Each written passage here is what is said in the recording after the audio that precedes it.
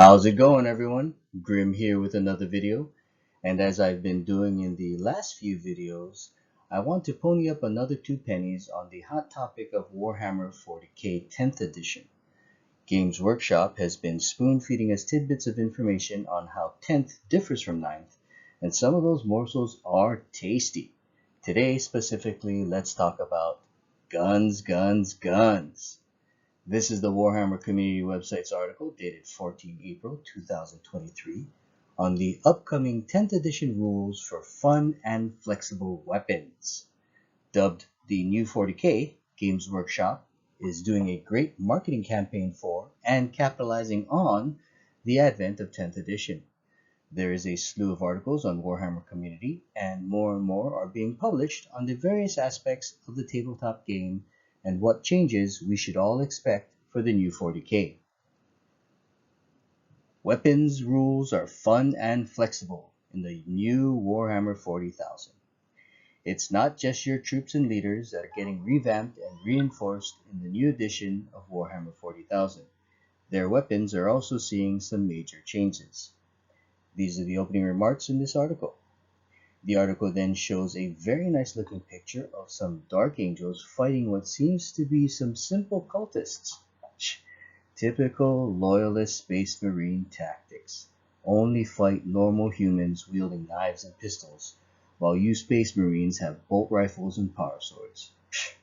In the grim dark future of the 41st millennium, there is only war against weaker enemies. Of course, what the Dark Angels don't see is a hell brute coming up on their 6 to punish them for picking on its friends. The rest of the article pretty much just showcases the new definitions of keywords that pertain to weaponry in 10th edition. For example, if a unit has a bolt rifle, that now means it has a ranged weapon with a 24-inch reach, 2 shots at ballistic skill 3+. If it hits, the strength is 4 with a -1 to armor penetration, causing 1 damage with each wounding.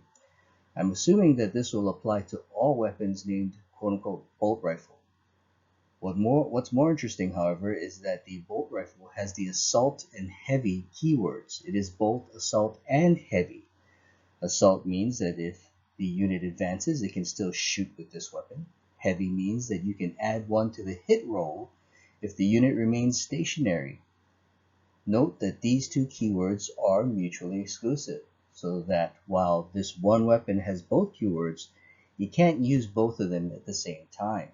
This is very smart on GW's part, in my opinion, making weapons have more keywords for flexibility, but ensuring that those keywords can't somehow stack so there's less chance of an imbalance to lethality. Also note that in 10th, this weapon does not have the rapid fire keyword as it does in 9th. Next up is the Assault Cannon. Range 24 inches, 6 attacks, ballistic skill 3+, strength 7, AP 0, damage 1. This weapon also has the devastating wounds keyword, which means that if the wound roll is a critical wound, in other words, a natural 6 on the die, the damage from that wounding is a mortal wound, equal to the damage characteristic, in this case a D1. But the trade-off is that the attack sequence ends. So based on how this similar rule in 9th edition works, only the mortal wounds are counted for the attack, not the regular woundings. This poses to be a double-edged sword. Mortals bypass armor saves, but if your to-wound roll is much better than your critical wounding, you might deal less overall damage. Let's say, for example, all 6 attacks hit and 4 of them wound, with one of those 4 being a 6 on the roll. That's 4 total wounds, but only the one roll of 6 is a critical wound and therefore a mortal wound based on the devastating wounds rule. The attacked unit only suffers the 1 mortal wound, but not the 4 wounds they would have had to try and save against. So like I said, double-edged sword. Melter Rifle. Range 18 inches, 1 attack, ballistic skills 3+, strength 9, AP -4, and damage is a D6. A Melta rifle has the heavy and Melta X keywords. We've already talked about heavy, so let's now talk about Melta or Melta X. What exactly does that mean? Well, basically, if the range is half of what its maximum range is, in this case 18 inches, the damage is plus X, where X is the number after the word Melta. So for the Melta rifle, the wound would be damage D6 plus 2. Basically, what we get from a Melta weapon in 9th edition. So there shouldn't be too much confusion once we start using this in 10th. Shuriken Cannon. Range 24 inches, 3 attacks, ballistic skill 3+, strength 6, AP -1, damage 2. In 9th edition, the Shuriken keyword means that a wound roll of 6 increases armor penetration by 2. That is completely different from what we're looking at in 10th. First, Shuriken is no longer a keyword. It's a weapon. So you have this Shuriken weapon, seems to have the ignores cover and sustains hits X keyword. We can assume ignores cover means exactly that. The weapon ignores any benefits from cover. The sustained hits X, in this case for the Shuriken Cannon, sustained hits 1, seems to equate to 9th edition's exploding sixes. This means a critical hit, which is a hit roll of 6, causes X more hits to make a wound roll on, where X is the number after the sustained hits keyword. Straightforward. The big question is, will players call it sustained hits, or will they just continue to call it exploding sixes like they do now? Alright, an aggressor's auto Boltstorm gauntlets will have a range of 18 inches, 3 attacks, ballistic skill 3+, strength 4, AP 0, and damage 1. It will also have the twin linked keyword. This keyword means that you can re-roll the wound roll, and that's powerful stuff. Re-rolling wound rolls is always a big deal in my opinion, perhaps too big of a deal. Aggressors are awesome models, and they're pretty tanky. If they now have this ability to re-roll wound rolls built into the datasheet, they are definitely going to be part of many army lists, I predict. In my opinion, re-rolling anything is super powerful, makes the turn take longer for the player, and should be less accessible in the game than it is. Instead of re-rolling wounds, the term twin-linked could have meant something else, anything else.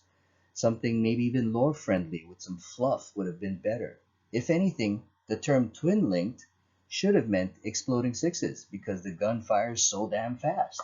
And then maybe sustained hits should have benefited from AP penetration, since the lore of the Shuriken is that it fires a ninja star-like projectile that can slice through anything. So maybe a sustained hits just means, better armor penetration. I don't know. That's just my opinion. Now, are all of these keywords, these keyword weapon abilities, going to make the game more fun? Seems to me like it might, but it also has the potential to make it more bloated. How is this supposed to simplify the game? I mean, that's what GW has been touting about for 10th edition, right? It's simplified but not simple. That's their mantra. I think that statement is meaningless, and GW knows it. Why? Because a simple game can definitely be fun, but a simple game does not sell models and books. You know what sells models and books? Bloat and power creep. GW will, in my opinion, I predict, release a simple game in 10th edition, and when the hype fades and the sales of models and books taper off, they'll add an ounce of bloat here and an ounce of bloat there, sprinkling power creep throughout all of it. This sales strategy will boost merchandise sales in waves until 10th edition looks just like 9th edition, fatter than a bloat drone and more power creepiness than a Tyranid Carnifex.